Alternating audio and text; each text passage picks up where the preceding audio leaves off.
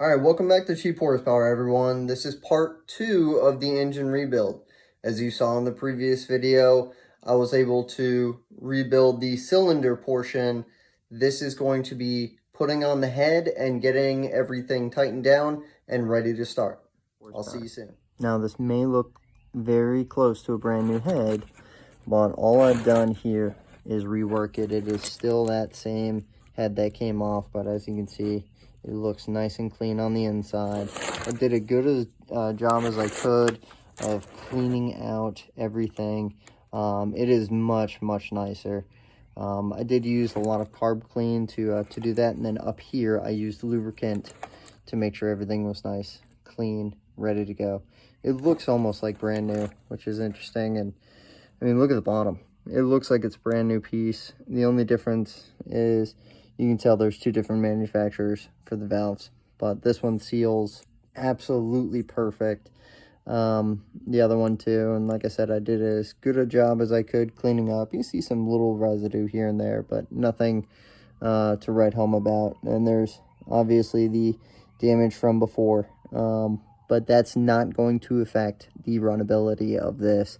And it is smooth. It's not damaged in any way as far as the important parts where it's going to be sealing against the cylinder. So I will be able to reuse this, luckily, and it's going to be a really nice piece to go back on that engine. Top dead center. I want to get that as close to top dead center as possible and get this pointing straight up. So it'll be pretty much top dead center when I put everything back together. And it makes it so much easier to get timing and everything right if you do it right now. Get it right on the right chain loop. All right, and like I just mentioned, I'm getting this all at top dead center. So when I feed this up, it'll be ready to bolt on to the head. And see, I'm holding it with my thumb right here as I'm getting it all set. And then what I'm going to do is I'm going to leverage this piece onto that center ring as best I can, and then try and get one of these bolts started. All right, I just wanted to show you this real quick. So this is how I put these on, because they can be a real big pain in the butt. I usually get one bolt started, and I kind of have an idea of where the other bolts are going to go. As you can see, you can kind of get a little edge of that one, got a little edge of that one. Then what I'll do is I'll grab that, and you see how it kind of self-centers? So I'll do that again, right? So I'll put that in. I've got my bolts where I kind of know where they're going to be going. Then I'll quickly grab that, and then I'll push in. And then I'll grab another bolt while I get pressure on it. And of course, I'm on the wrong bolt. So, maybe not. Let me try this again. Alright. So, what that means is, it only goes one way, right? So, I probably have to flip this cam, and I'll show you how I do that. I put this in here, and I'll usually grab one of the threads and then turn this. You see how it popped over? And you have to get it past those valve springs. Yeah, so that's the alignment. Yeah, as you can see, I mean, they're all lined up now. So now what I can do, even by hand, I can probably get this one started. You can usually get one of these bolts started somehow, or make it even easier on myself. My son's laughing at me in the background. It's funny. All right, there we go. Let's see. See how I'm kind of like squeezing it and doing that. Oh, hopefully. There we go.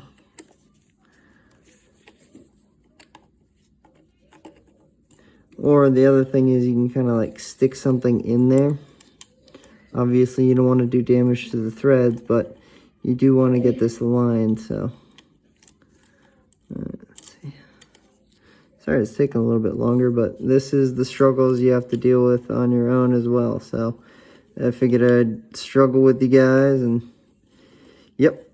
See, I got one started now. So it makes it much easier. And then, like I said, then you can help align the others. And you can kind of tap this in. Usually if you got like a soft hammer, you can kind of tap it in. And then once one is started, it'll help you align the others as well. Like this one's going to start, the other one's going to start. So use that to your advantage. Like I said, try and get one started, and then the others will kind of follow along.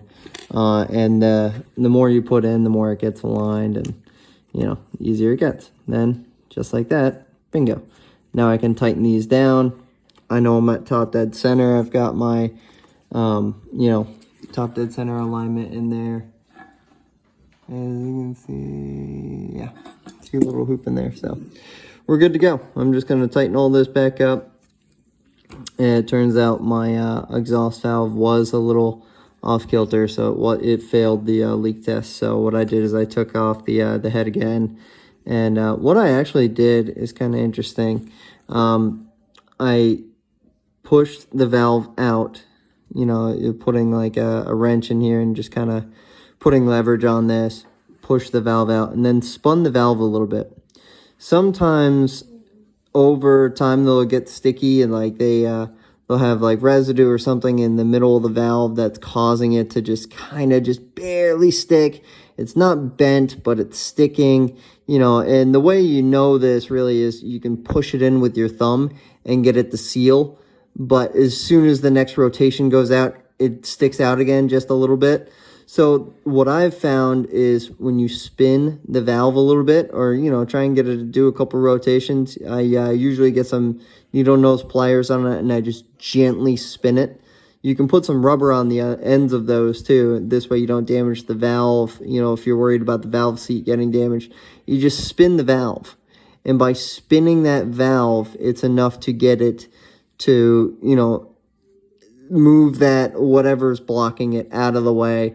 And then it functions like normal. And that's what this was, without having to take apart the entire thing. So that's a great way of, you know, solving that issue. All right, just wanted to show you guys the valves on these. If you don't have a feeler gauge and you're out in the field, you got to do a valve adjustment on this. This is the best way to do it. So you see that little bit of movement there? That little bit of movement is all you really need. All you're doing is making sure it's a little bit loose on intake and exhaust. Now, there's going to be a point in the cam to where it's going to be flat on both sides, to where the cam is going to be loose and it'll basically roll freely. That's the point where you want to get to. So look down here, make sure you're not on a cam lobe, so you can adjust both sides. If you have to, spin the motor over. You know, go over here, turn the motor a little bit until it gets to the point where this is going to be loose, and then get it to that point where it's off of the cam lobe, the one you're adjusting, and go ahead and set your lash. And like I said, that's literally all you need. That little bit, but it does have to be loose. If you have it tight on there, what's going to happen is the valve is going to stick open and you're going to lose compression. I've seen engines where all it was a valve adjustment that was causing this engine not to run. Make sure loose is better. If it's too loose, you're still going to get full compression and the engine is probably going to run. It might not run perfect, but it's going to run. If it's too tight, it might not run at all. That's very, very important. The next thing is I'm setting up everything to make sure I have my engine at top dead center. I've already kind of done that. I've been peeking through this window. And then of course, here as well, to make sure I have everything lined up. Like I said before, I set it at top dead center when I had the piece in here before I put the head on. So I was a step ahead by the time I got to this point where I started my bolts and got everything to this stage. Now, from here on out, all I have to do is tighten up these bolts because I know I'm at the proper timing. I did a good job there. I have set my valves, set my valve lash on both sides, intake and exhaust. Always double check. You know, measure twice, cut once, that type of deal. And then I'll be ready to torque these down. It would be very helpful to have a torquing device, you know, like a torque wrench. If you don't have that luxury, you got to get them down snug, and obviously be careful not to snap the bolts off or the nuts. So too tight is very bad, but you'll obviously, over your experience, if you're not comfortable, get yourself a torque wrench, rent one from an auto parts store if you need to, and make sure you're doing the proper adjustments. Me, I've been doing this long enough to where I could do it without a torque wrench and have a running motor for a long time. But the proper way is definitely getting a torque wrench on this. And look up the specs. They're online. It's very easy to get the information. See you in the next one. All right, the other thing I wanted to mention, you want to have needle nose pliers or something where you can grab this piece right here and keep it from moving. As you can see, I can kind of move it in. That's your adjustment. You want to have yourself a 9mm wrench is what these are. They're actually 9s, which is funny. They're not standard. I know a lot of people would be like, oh, it's not a 10. It's too small. It's got to be, you know, maybe it's American sized. No, it's a 9. It's kind of one of those weird sizes that you got to have. So the other thing that's a 9 are these. These are also 9mm. So just make sure you have a 9mm wrench around, because these engines, they use 9mm for a few of their bolts and things like that. So I'm gonna go ahead and get all this tightened down, and then I'll finish the assembly of the engine and then get ready to start it up. All right. So something I want to talk about is that little arrow. A lot of the time I'll see them pointing down. That's the orientation it's supposed to be. Based on the motors that I've taken apart. That's how it fits. That's the way it likes to fit. So arrow down, I guess I would assume for exhaust. I'm not really quite sure why, but that's not a big deal. Right here is a big deal. So at least for me, what I do is I do not tighten these down first. What I do is I get them snug as I'm assembling the motor, as you probably saw before. Snug or just a little loose. Basically what they are is guides to make sure everything gets aligned properly and helps you out with your assembly of the engine. So I save these for at the very end after I've torqued this down. So that's what I'm going to go ahead and do now. All right, so get yourself a big adjustable wrench like this. This will save you a lot of time for a lot of things, working on these motors and things like that. But what I use them for is these little caps on the top. If you don't have a wrench big enough for it, these work great. You don't need to tighten them down very hard. They are, you know, just to seal off oil. What these are is just the caps for your valve adjustment. So you can do it on the fly. That's why I've told you, I've saved a couple of these motors already just by doing a valve adjustment. I just pop these caps off, see where the valve adjustment is. If I know it's way super loose, chances are that valve is bent too. I've seen that as well, where you look on one side and it's like, that looks like it's sticking down a little bit further in than the other one. Chances are, and unfortunately I've had this happen so many times, the valve was bent or stuck. Now, if you're lucky and it's stuck versus bent, you can lube it up. And what I've done is I've even taken, I know this is kind of not the best thing in the world to do, but I've kind of tapped on it while spraying penetrating oil in there, and I have gotten them to loosen back up and seal properly. So that's another thing. Just make sure that you're taking the steps. If you get one of these older engines and it's not running, take some precautionary steps. See if you can get it running without doing any work that's going to involve tearing off the head or doing any of that. because you could save yourself a lot of time. And the motor could just run and loosen all the parts that it needs to up over time. Because when engines sit for a while, parts, they stick, you know? So this is the best way to unstick them. All right, now I'm gonna go ahead and tighten up these. This one is a 10 mil. The one on the bottom, I don't know why, maybe it was a little different. Typically, this one and this one are 10 mils, but this one down here is an 8.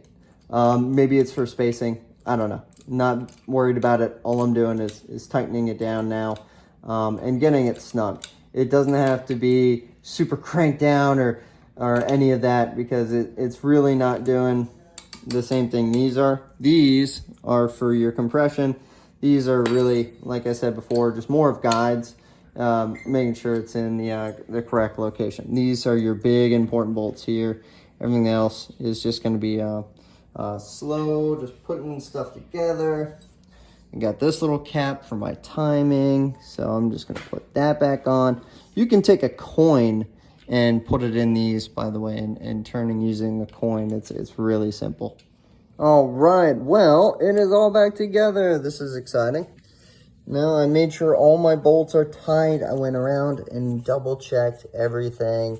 Obviously tight, but not too tight. I'm still going to remove this cover just for precautions. Make sure there's nothing lingering in this that's going to stop that engine from operating smoothly. The other thing is obviously very important. Make sure you fill your oil at the end. But I want to talk about this.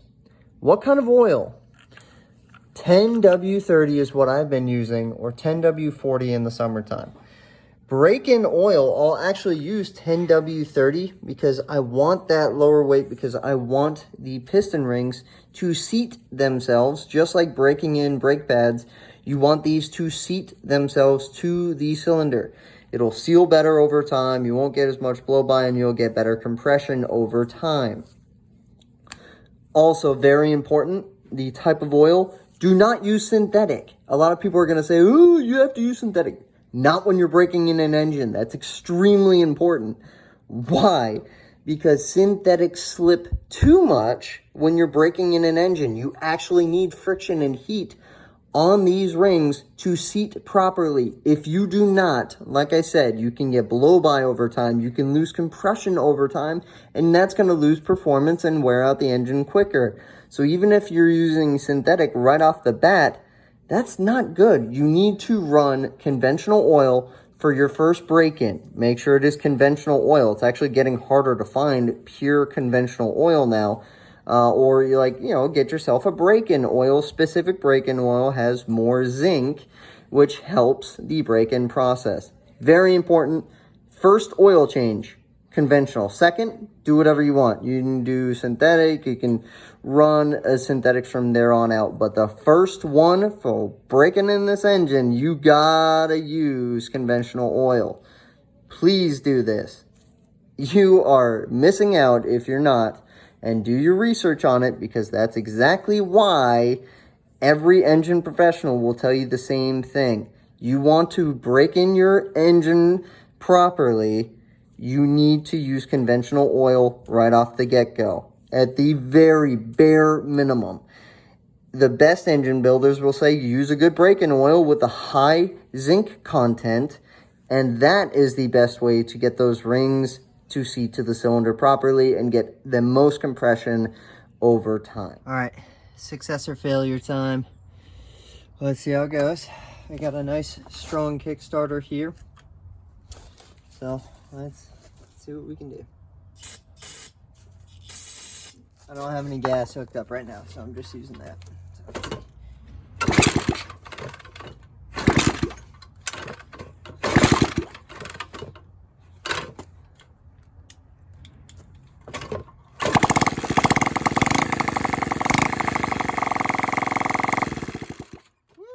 Runs good. All right, success. That worked. Oh man, I'm really happy. It looks so good up there. I just got to finish up my engine mount. The Kickstarter actually looks really cool. That's off a GY6. Oh man, I'm so happy. That's awesome.